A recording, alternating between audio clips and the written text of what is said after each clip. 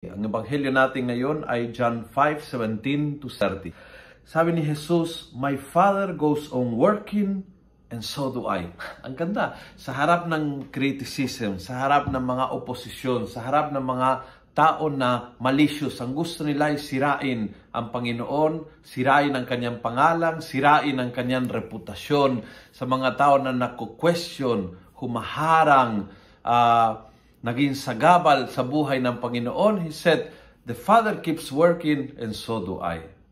Sana ito po ang ating mantra ngayong araw na ito. The Father keeps working and so do I. The Father keeps doing good and so do I. Kahit may mga malisyoso, may mga nagtatanim ng intriga, may mga tumututol, may mga gumagawa ng kwento, may mga naging sagabal sa mga plano sa buhay, I keep working because the Father keeps working. That's it. Hindi ko ginagaya ang ugali ng mga umuupo sa akin. Ang ginagaya ko is yung ugali ng Ama. Dahil pag gumagaya ka sa iyong kalaban, masisira ang buhay mo.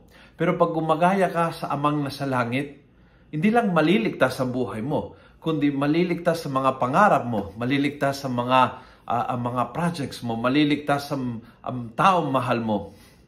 Ang Ama ang dapat nating gayahin, tulad ng laging ginawa at sinabi ng Panginoong Jesus.